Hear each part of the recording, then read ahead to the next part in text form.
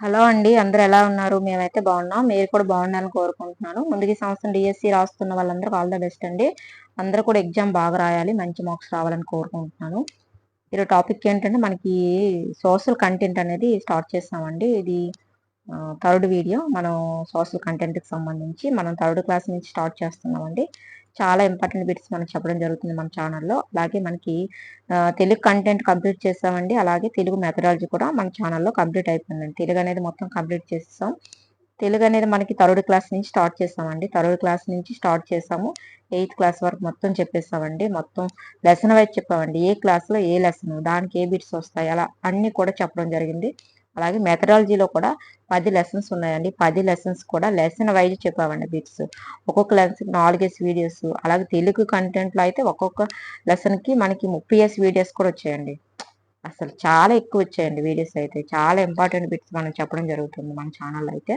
ఇప్పుడు social content కూడా అదే విధంగా చెప్తున్నామండి. లెసన్ వైజ్ చెప్తున్నాము.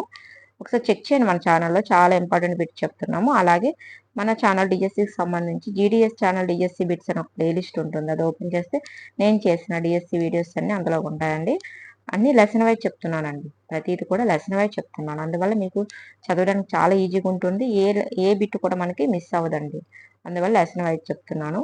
కొన్ని వీడియోస్ డిస్క్రిప్షన్ పెడతాను, చెక్ చేయండి. చాలా మంది సబ్స్క్రైబ్ చేయకుండానే చూస్తున్నారు. సబ్స్క్రైబ్ చేసుకోండి. మీకు వెంటనే నోటిఫికేషన్ వస్తుంది. చదవడానికి కూడా చాలా ఈజీగా ఉంటుందండి. లాస్ట్లో రివిజన్ కూడా యూజ్ అవుతుంది. వీడియో మాత్రం స్కిప్ చేయొద్దండి. స్కిప్ చేస్తే మీకు అర్థం కాదు. స్కిప్ చేయకుండా మొత్తం కూడా చదవండి. చాలా ఇంపార్టెంట్ బిట్స్ మనకి డిఎస్సిలో వచ్చే బిట్స్ అండి. ఓకే అండి. టాపిక్‌లోకి వెళ్దాం. ఈ లెసన్ పేరేంటంటే మనకి సోషల్ కంటెంట్‌లో మనకి భూచలనాలు, ఋతువులు. భూచలనాలు, ఋతువులండి. ఈ లెసన్ పేరు ఏం పేరండి? భూచలనాలు, ఋతువులు. దీనికి సంబంధించి బిట్స్ ఏ విధంగా వస్తాయనేది మనం చూద్దాం ఇప్పుడు. ఫస్ట్ బిట్ చూడండి. కొత్త చిగుళ్ళతో ప్రకృతి పచ్చగా ఉండే ఋతువు ఏది? కొత్త చిగుళ్ళతో ప్రకృతి పచ్చగా ఉండే ఋతువు ఏదని అడుగుతున్నారు. ఫస్ట్ చూడండి, హేమంత ఋతువు, గ్రీష్మ ఋతువు, వసంత ఋతువు, శీతాకాలం.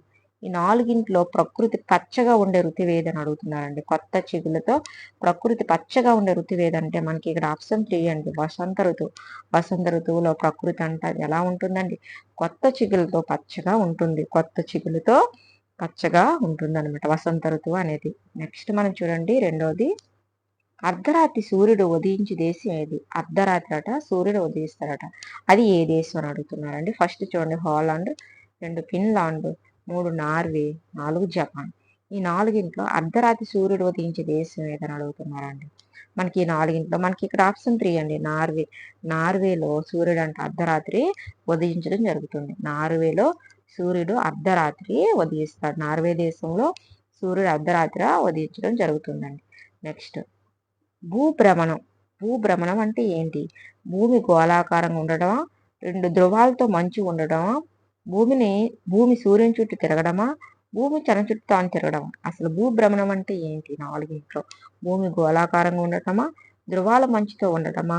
భూమి సూర్యుని చుట్టూ తిరగడమా? భూమి తన చుట్టూ తాను తిరగడం. అసలు భూభ్రమణం అంటే ఏంటని అడుగుతున్నారు. మనకి ఇక్కడ ఆప్షన్ 4 అండి, భూమి తన చుట్టూ తాను తిరగడాన్ని భూభ్రమణం అంటాము. భూమి తన చుట్టూ తాను తిరగడాన్ని మనం ఏమంటామండి? భూభ్రమణం అని అనడం జరుగుతుంది. నెక్స్ట్ మనకు చూడండి, నాలుగోది, భూ పరిభ్రమణానికి సుమారుగా ఎంత కాలం పట్టును? భూ పరిభ్రమణం అంటే తెలుసండి. భూమి తన చుట్టూ తాను తిరుగుతూ సూర్యుని చుట్టూ తిరగడాన్ని మనం భూ పరిభ్రమణం అంటాము. భూభ్రమణం అంటే భూమి తన చుట్టూ తాను తిరగడాన్ని భూభ్రమణం అంటాము. భూమి తన చుట్టూ తాను తిరుగుతూ సూర్యుని చుట్టూ కూడా తిరగడాన్ని భూ పరిభ్రమణం అంటాము. అలా భూమి తన చుట్టూ తాను తిరుగుతూ సూర్యుని చుట్టూ కూడా తిరిగి రావడానికి ఎంత కాలం పడుతుందని అడుగుతున్నారండి. ఇక్కడ మనకు చూడండి, 460 రోజులు, 360 రోజులు, 365 రోజులు, 325 రోజులు. ఎన్ని రోజులు పడుతుందని అడుగుతున్నారండి. మనకి ఇక్కడ ఆప్షన్ 3 అండి, 365 రోజులండి. భూమి తన చుట్టూ తాను తిరుగుతూ సూర్యుని చుట్టూ కూడా తిరిగి రావడానికి, అంటే ఒక్కసారి తిరిగి రావడానికి 365 రోజులు అనేది పడుతుంది. 365 రోజులు పడుతుంది. అలాగే భూభ్రమణంలో ఉత్తర దక్షిణ ధ్రువాలను కలిపి ఊహాజనిత రేఖ మీద తిరుగుతుంది. ఇక్కడ చూడండి, భూభ్రమణంలో ఉత్తర దక్షిణ ధ్రువాలను కలిపి ఊహాజనిత రేఖ దేని మీద తిరుగుతుందని అడుగుతున్నారు. చూడండి, భ్రమణ రేఖ, అలాగే దక్షిణ రేఖ, 3 మధ్య రేఖ, 4 అక్షం. భూభ్రమణంలో ఉత్తర దక్షిణ ధ్రువాలను కలిపి ఊహాజనిత రేఖ మీద తిరుగుతుంది. అంటే చూడండి, మనకి ఇక్కడ భ్రమణ రేఖ అన్నాడు, దక్షిణ రేఖ అన్నాడు, మధ్య రేఖ అన్నాడు, అక్షం అన్నాడు. ఈ నాలుగింట్లో మనకి ఇక్కడ ఆప్షన్ 4 అండి. అక్షం ఏమవుతుందండి? అక్షం అవుతుంది. నెక్స్ట్ మనకి చూడండి, భూమి తన అక్షం మీద ఒకసారి తిరగడానికి ఎంత సమయం పడుతుంది? భూమి తన అక్షం మీద తిరగడానికి ఎంత సమయం పడుతుంది? భూమి తన అక్షం మీద ఒకసారి తిరగరావడానికి ఎంత సమయం పడుతుంది అంటున్నాడు. ఫస్ట్ చూడు, 365 రోజులు, 120 రోజులు, 24 గంటలు, 16 రోజులు. భూమి తన అక్షం మీద ఒకసారి తిరగడానికి ఎంత సమయం పడుతుందని అడుగుతున్నారు. మనకి ఇక్కడ ఆప్షన్ 3 అండి, 24 గంటలు పడుతుంది. అంటే భూమి తన చుట్టూ తాను తిరగడానికి మనకి 24 గంటలు. అలాగే భూమి తన చుట్టూ తాను తిరుగుతూ సూర్యుని చుట్టూ తిరిగి రావడానికి మనకి 365 రోజులు. భూమి ఒక్కసారి తన చుట్టూ తాను తిరగడానికి 24 గంటలు, అంటే ఒక రోజు పడుతుంది అన్నమాట. వీడియో మాత్రం స్కిప్ చేయకుండా చూడండి, చాలా ఇంపార్టెంట్ బిట్స్. లైక్ చేసి సపోర్ట్ చేయండి. అలాగే భూమి ఏ దిశలో ప్రయాణిస్తుంది? భూమి అనేది ఏ దిశలో ప్రయాణిస్తుంది? మనకి వచ్చిన బిట్సే వచ్చినట్టు ఉంటాయి. ఎందుకంటే మనకి ఇక్కడ 3rd క్లాసు, 4th, 5th అలా బిట్స్ అనేవి ఒకదానికి ఒకటి లింక్ అయి ఉంటాయండి. అందువల్ల మనకి వచ్చిన బిట్టే వచ్చినట్టు ఉంటుంది అనమాట. చిన్నపిల్లలు కదండి, 3rd క్లాసులు ఇస్తారు, 4th ఇస్తారు, 5th ఇస్తారు, ఆ విధంగా ఇస్తారు. అందువల్ల మనకి వచ్చిన బిట్టు కూడా వచ్చినట్టు ఉంటుంది అనమాట. అంటే మనం ప్రతి బిట్టు కూడా మనకి ఇది ముందు వీడియోలో చూసామన్నట్టు ఉంటుంది. అందుకని ఇలా ఉంటుంది. మనం 3rd క్లాస్ నుంచి స్టార్ట్ చేసాం కదండి, అందుకే ఇలా ఉంటుంది. భూమి ఏ దిశ నుండి ప్రయాణిస్తుంది అంటున్నారు. ఫస్ట్ చూడండి, తూర్పు నుండి పడమరకు, రెండోది పడమర నుండి తూర్పుకు, దక్షిణం నుండి పడమరకు, పడమర నుండి దక్షిణానికి. భూమి ఏ దిశలో ప్రయాణిస్తుంది అని అడుగుతున్నారండి. మనకి ఇక్కడ ఆప్షన్ 2 అండి, పడమర నుండి తూర్పునకు ప్రయాణిస్తుంది అనమాట. భూమి పడమర నుండి తూర్పు దిశకు ప్రయాణిస్తుంది. పడమర నుంచి తూర్పుకు ప్రయాణిస్తూ ఉంటుంది అనమాట భూమి. నెక్స్ట్, సూర్యుని చుట్టూ భూమి ఒకే తలంలో తిరగటం. సూర్యుని చుట్టూ భూమి ఒకే తలంలో తిరగటం ఏంటి? పరివృత్తమా, అపరివృత్తమా, పరివృత్తియా, అపరివృత్తియా, కక్ష్యతలమా, పరిభ్రమణమా? సూర్యుని చుట్టూ భూమి ఒకే తలంలో తిరగడం. సూర్యుని చుట్టూ భూమి ఒకే తలంలో తిరగడం ఏంటి అని అడుగుతున్నారు. మనకి ఇక్కడ ఆప్షన్ 3 అండి, కక్ష్యతలం అండి. సూర్యుని చుట్టూ భూమి ఒకే తలంలో తిరగడం ఏంటంటే కక్ష్యతలం. సూర్యుని చుట్టూ భూమి ఒకే తలంలో తిరగడం ఏమవుతుందండి? కక్ష్యతలం. అలాగే 9 చూడండి, భూమి అక్షం తలం వంగి ఉన్న కోణం ఏది? భూమి అక్షం తలం వంగి ఉన్న కోణం ఏది? భూమి అక్షతలం వంగి ఉన్న కోణం ఏది? 90 డిగ్రీస్, 66.5 డిగ్రీలు, 49.2 డిగ్రీలు, 52 డిగ్రీలు. మనకి ఈ నాలుగింట్లో ఏంటి? భూమి అక్షం తల వంగి ఉన్న కోణం. మనకి ఇక్కడ ఆప్షన్ 2 అనేది కరెక్ట్ అండి, 66.5 డిగ్రీలు. భూమి అక్షతలం వంగి ఉన్న కోణం ఏదంటే 66.5 డిగ్రీలు. ధ్రువత్వం అనగా ఏంటి? ధ్రువత్వం అంటే ఏంటి? ధ్రువత్వం అంటే ఏంటి? ఫస్ట్ చూడండి, భూమి అక్షం ఒకే వైపు వంగి ఉండడం, భూమి సమానంగా ప్రయాణించడం, భూమి స్థిరంగా ఉండటం, భూమి ఆకర్షణ శక్తి కలిగి ఉండడం. నాలుగింట్లో ఏంటి? ధ్రువత్వం అనగా ఏంటి అని అడుగుతున్నారండి. మనకి ఈ నాలుగింట మనకి ఆప్షన్ 1 అండి, భూమి అక్షం ఒకే వైపు వంగి ఉండడం మనం ధ్రువత్వం అంటాము. భూమి అక్షం ఒకే వైపుకు వంగి ఉండడం అని అంటామండి, ధ్రువత్వం అని అంటాము. నెక్స్ట్ 11 చూడండి, ఏ నెలలో ఉత్తర అర్ధగోళంలో కర్కాట రేఖ మీద నిటారుగా సూర్యకిరణాలు పడతాయి? ఏ నెలలో ఉత్తర అర్ధగోళంలో కర్కాట రేఖ మీద నిటారుగా సూర్యకిరణాలు పడతాయి అంటున్నారండి. మనకి ఇక్కడ ఏప్రిల్ నెలలోనా, జూన్ నెలలోనా, జూలై నెలలోనా, మే నెలలోనా? ఏ నెలలో ఉత్తర అర్ధగోళంలో కర్కాట రేఖ మీద నిటారుగా సూర్యకిరణాలు పడతాయని అడుగుతున్నారండి. ఈ నాలుగింట్లో మనకి ఇక్కడ ఆప్షన్ 2 అండి, జూన్ నెలలో. జూన్ నెలలో ఉత్తర అర్ధగోళంలో కర్కాట రేఖ మీద నిటారుగా సూర్యకిరణాలు పడతాయి, జూన్ నెలలో. నెక్స్ట్, దక్షిణ అర్ధగోళంలో డిసెంబర్ నెలలో ఏ రేఖ మీద సూర్యకిరణాలు నిటారుగా పడతాయి? దక్షిణ అర్ధగోళంలో డిసెంబర్ నెలలో ఏ రేఖ మీద సూర్యకిరణాలు నిటారుగా పడతాయని అడుగుతున్నారు. ఫస్ట్ చూడండి, కర్కట రేఖ, రెండోది మకర రేఖ, 3 భూమధ్య రేఖ, 4 ధ్రువ ప్రాంతాల రేఖ. కర్కట రేఖ, మకర రేఖ, భూమధ్య రేఖ, ధ్రువ ప్రాంతాల రేఖ. ఈ నాలుగింట్లో దక్షిణార్ధగోళంలో డిసెంబర్ నెలలో ఏ రేఖ మీద సూర్యకిరణాలు నిటారుగా పడతాయి అంటే మనకి ఇక్కడ ఆప్షన్ 2 అండి. మకర రేఖ. ఏంటండి? మకర రేఖ. మకర రేఖ మీద మనకి డిసెంబర్ నెలలో సూర్యకిరణాలు నిటారుగా పడతాయి దక్షిణార్ధగోళం. ఇక్కడ చూడండి, మనకి జూన్ నెలలో ఉత్తరార్ధగోళం కర్కట రేఖ మీద నిటారుగా సూర్యకిరణాలు పడతాయి. అలాగే దక్షిణార్ధగోళంలో డిసెంబర్ నెలలో మనకి మకర రేఖ మీద సూర్యకిరణాలు నిటారుగా పడతాయి. ఇక్కడ కన్ఫ్యూజ్ అవుతుంటారు ఈ బిట్స్ మనకి ఈ రెండు కూడా. 13 చూడండి, కర్కట రేఖ నుండి మకర రేఖ వరకు ఉన్న ప్రాంతం ఏది? కర్కట రేఖ నుంచి మకర రేఖ వరకు ఉన్న ప్రాంతం ఏది? ఫస్ట్ చూడండి, దక్షిణార్ధగోళం, ఉత్తరార్ధగోళం, ఉష్ణమండలం, సమశీతోష్ణ మండలం. చూడండి, దక్షిణార్ధగోళం, ఉత్తరార్ధగోళం, ఉష్ణమండలం, సమశీతోష్ణ మండలం. ఏమవుతుంది? కర్కట రేఖ నుండి మకర రేఖ వరకు ఉన్న ప్రాంతం ఏదని అడుగుతున్నారు. మనకి ఇక్కడ ఆప్షన్ 3 అండి, ఉష్ణమండలం అవుతుంది. ఏమవుతుందండి? ఉష్ణమండలం. కర్కట రేఖ నుండి మకర రేఖ వరకు ఉన్న ప్రాంతం ఏదండి? ఉష్ణమండలం. కర్కట రేఖ నుండి మకర రేఖ వరకు ఉన్న ప్రాంతం ఏదండి? ఉష్ణమండలం. ఉష్ణమండల పట్టీ నుండి ఉత్తరానికి దక్షిణానికి ఉన్న మండలం ఏది? ఉష్ణమండల పట్టీ నుండి ఉత్తరానికి దక్షిణానికి ఉన్న మండలం ఏదని అడుగుతున్నారండి. మనకి శీతోష్ణ మండలం, ధ్రువ మండలం, ఉత్తర మండలం, సమశీతోష్ణ మండలం. శీతోష్ణ మండలం, ధ్రువ మండలం, ఉత్తర మండలం, సమశీతోష్ణ మండలం. ఉష్ణమండల పట్టీ నుండి ఉత్తరానికి దక్షిణానికి ఉన్న మండలం ఏదని అడుగుతున్నారండి. ఈ 4 మనకి ఇక్కడ ఆప్షన్ 4 అండి, సమశీతోష్ణ మండలం. ఉష్ణమండలం పట్టీ నుండి ఉత్తరానికి దక్షిణానికి ఉన్న మండలం ఏదండి? సమశీతోష్ణ మండలం. సమశీతోష్ణ మండలం. అలాగే ధ్రువాల దగ్గర పగలు ఉన్న సమయంలో అతి తక్కువగా సూర్యకిరణాలు పడే ప్రాంతం ఏది? ధ్రువాల దగ్గర పగలు ఉన్న సమయంలో అతి తక్కువగా సూర్యకిరణాలు పడే ప్రాంతం ఏదని అడుగుతున్నారు. ఫస్ట్ చూడండి, శీతల ప్రదేశం, రెండవది మంచు ప్రదేశం, 3 దిగ్మండలం, 4 ప్రకాశ ప్రదేశం. ధ్రువాల దగ్గర పగలు ఉన్న సమయంలో అతి తక్కువగా సూర్యకిరణాలు పడే ప్రాంతం ఏది అని అడుగుతున్నారు. ఈ 4 మనకి ఇక్కడ ఆప్షన్ 3 అనేది కరెక్ట్, దిగ్మండలం అండి. ధ్రువాల దగ్గర పగలు ఉన్న సమయంలో అతి తక్కువగా సూర్యకిరణాలు పడే ప్రాంతం ఏదంటే దిగ్మండలం. వీడియో మాత్రం స్కిప్ చేయకుండా చూడండి. నచ్చితే లైక్ చేయండి, సపోర్ట్ చేయండి ఫ్రెండ్స్. స్కిప్ చేయొద్దు వీడియోస్. డాష్ భ్రమణం వల్ల భూమికి ప్రతిరోజు కాంతి వేడిని అందుతున్నాయి. ఏ భ్రమణం వల్ల భూమికి ప్రతిరోజు కాంతి వేడిని అందుతున్నాయి? ఏ భ్రమణం వల్ల అని అడుగుతున్నా. ఫస్ట్ చూడండి, భూభ్రమణం వల్ల, భూ పరిభ్రమణం వల్ల, భూ అపర పరిభ్రమణం వల్ల, అన్నియు. ఈ 4 ఏంటి? ఏ భ్రమణం వల్ల భూమికి ప్రతిరోజు కాంతి వేడిమి అందుతున్నాయని అడుగుతున్నారండి. ఈ 4 మనకి ఇక్కడ ఆప్షన్ 3 అండి, భూ అపరి పరిభ్రమణం వల్ల. మనకి 16 కదండి, సారీ అండి.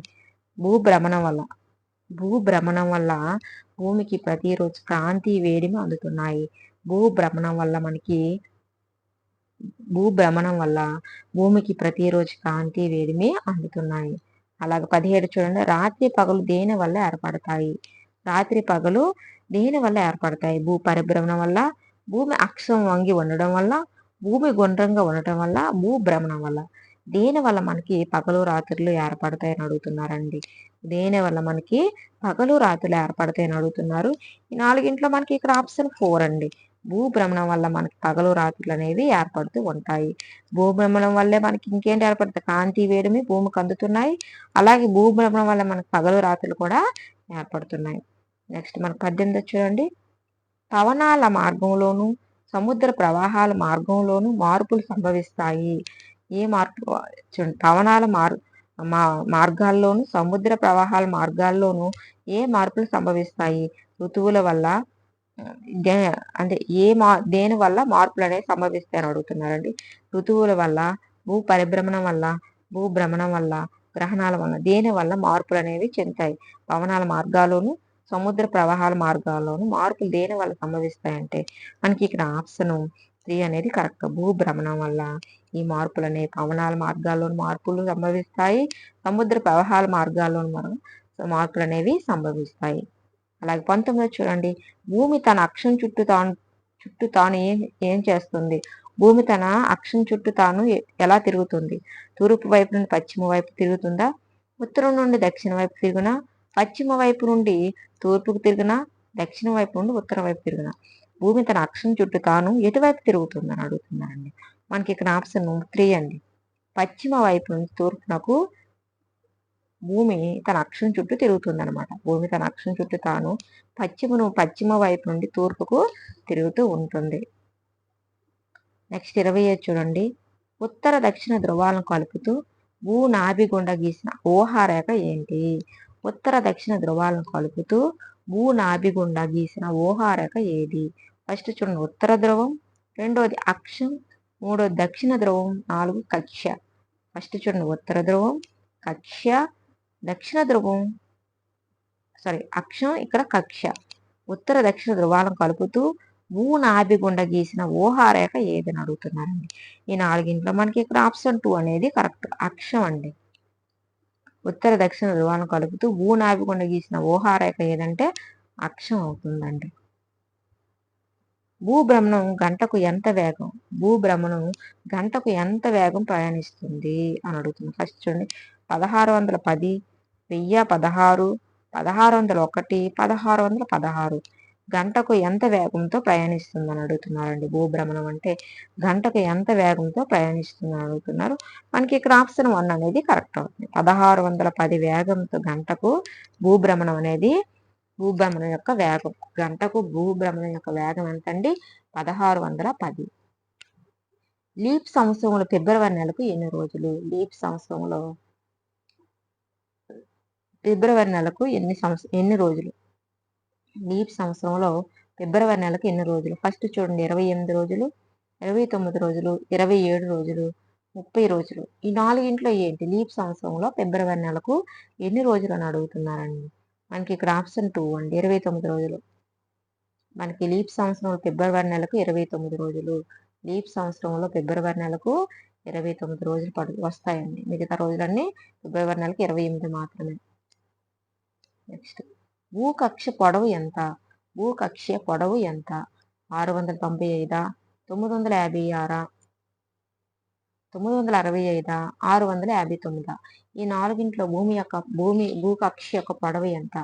భూకక్ష యొక్క పొడవు ఎంత అని అడుగుతున్నారండి. ఈ 4 భూకక్ష యొక్క పొడవు ఎంత అంటే మనకి ఇక్కడ ఆప్షన్ 3 అండి, 965. భూకక్ష యొక్క పొడవు 965. భూకక్ష యొక్క పొడవు 965. అలాగే భూభ్రమణానికి పట్టే సమయం ఎంత? భూభ్రమణానికి పట్టే సమయం ఎంత? 1 నెల, 1 రోజా, 1 సంవత్సరమా, 1 గంట? భూభ్రమణానికి పట్టే సమయం ఎంత అని మనం ఆల్రెడీ ముందే చెప్పుకున్నాం కదండి. మనకి ఇక్కడ ఆప్షన్ భూభ్రమణానికి పట్టే సమయం ఎంత? భూభ్రమణానికి పట్టే సమయం 1 రోజు, దాన్ని మనం 24 గంటలు అని కూడా అంటాం. ఇందాక బిట్లో మనకి 24 గంటలు అన్నారు, ఇక్కడ మనకు 1 రోజు అని కూడా అన్నారు. నెక్స్ట్ 25 చూడండి. లీప్ సంవత్సరంలో ఎన్ని రోజులు ఉంటాయి? లీప్ సంవత్సరంలో మనకి ఎన్ని రోజులు ఉంటాయి? ఫస్ట్ చూడండి 366 రోజులు, 365 రోజులు, 365.5 రోజులు, 364 రోజులు. లీప్ సంవత్సరంలో మనకి ఎన్ని రోజులు ఉంటాయని అడుగుతున్నారండి. ఈ 4 మనకి ఇక్కడ ఆప్షన్ 1 అండి, 366 రోజులు. మామూలు సంవత్సరంలో అయితే మనకి 365 రోజులు అండి. ఎందుకంటే ఫిబ్రవరి నెలలో 28 రోజులు వస్తాయి. అదే లీప్ సంవత్సరం ఫిబ్రవరి నెలలో మనకి 29 రోజులు వస్తాయి కాబట్టి మనకు అప్పుడు 366 రోజులు అవుతాయి. లీప్ సంవత్సరం రావడానికి ప్రతి సంవత్సరం ఎన్ని గంటలు 4 సంవత్సరాలు కలుపుతారు? లీప్ సంవత్సరం రావడానికి ప్రతి సంవత్సరం ఎన్ని గంటలు 4 సంవత్సరాలు కలుపుతారని అడుగుతున్నారు. 5:30 గంటలు, 6 గంటలు, 5 గంటలు, 6:30 గంటలు. లీప్ సంవత్సరం రావడానికి ప్రతి సంవత్సరం ఎన్ని గంటలు 4 సంవత్సరాలు కలుపుతారని అడుగుతున్నారండి. ఈ 4 మనకి ఇక్కడ ఆప్షన్ 2 అనేది కరెక్ట్ అవుతుంది. ఆప్షన్ 2 అండి, 6 గంటలు. ఏంటండి? లీప్ సంవత్సరం రావడానికి ప్రతి సంవత్సరం 6 గంటలు 4 సంవత్సరాలు కలుపుతారు. ఎన్ని గంటలండి? 6 గంటలు అనేది కలపడం జరుగుతుంది. నెక్స్ట్ మనకి లాస్ట్ బిట్ ఈ లెసన్కి సంబంధించి భూ పరిభ్రమణానికి పట్టే సమయం ఎంత? భూ పరిభ్రమణానికి పట్టే సమయం ఎంత? 365 రోజులు, 365 రోజులు, 366 రోజులు, 364 రోజులు. ఈ 4 భూ పరిభ్రమణానికి పట్టే సమయం ఎంత? భూ పరిభ్రమణానికి పట్టే సమయం ఎంత అని అడుగుతున్నారండి. 4 మనకి ఇక్కడ ఆప్షన్ 1 అండి, 364.5 రోజులు అనేది మనకి 365 అండ్ 1/4 రోజులని సమయం అనేది పడుతుంది. భూ పరిభ్రమణానికి పట్టే సమయం 365 అండ్ 1/4 రోజుల సమయం అనేది పడుతుంది. ఇదండి ఈరోజు సంబంధించిన బిట్స్. వీడియో గాని నచ్చితే లైక్ చేయండి. సపోర్ట్ చేయండి ఫ్రెండ్స్. చాలామంది సపోర్ట్ చేయట్లేదు. లైక్ చేయండి. లైక్ చేస్తే మాకు కూడా కొంచెం కొత్త బిట్లు చెప్పాలనే ఆలోచన కలుగుతుందండి. మీరు లైక్ చేయకపోతే మాకెలా తెలుస్తుందండి? నచ్చలేదేమో అనుకుంటాం మేము. లైక్ చేస్తే మేము ఇంకా చెప్పడానికి వీలుగా ఉంటుందండి. లైక్ చేయండి. అలా కొన్ని వీడియోస్ నేను డిస్క్రిప్షన్‌లో పెడతాను. ఒకసారి చెక్ చేయండి. రేపు మళ్ళీ మనం నాకు ఈ మధ్య అంతా తెలుగు అనే మాట వస్తుందండి. సోషల్ అనేది కొంచెం టైం పడుతుంది. సోషల్ కంటెంట్ అని చెప్పడానికి. మనకి ఇప్పుడు సోషల్ కంటెంట్ మళ్ళీ మనం రేపు చెప్పుకుంటాము. మనం థర్డ్ క్లాస్ నుంచి చెప్తున్నాం కాబట్టి బిట్స్ ఈ విధంగానే ఉంటాయండి. మనకు పెద్ద క్లాసులకి వెళ్ళే కొద్దీ బిట్స్ అనేవి మారుతూ ఉంటాయండి. అంటే మనం ఇప్పుడు చిన్న క్లాస్ నుంచి థర్డ్ నుంచి స్టార్ట్ చేసుకువెళ్తున్నాం. థర్డ్, ఫోర్త్, ఫిఫ్త్ ఆ విధంగా వెళ్తున్నాం కాబట్టి బిట్స్ ఈ విధంగా ఉంటున్నాయండి. ఓకే అండి. మళ్ళీ మనం రేపు వేరే వీడియోతో కలుసుకుందాం. ఓకే. బాయ్ అండి.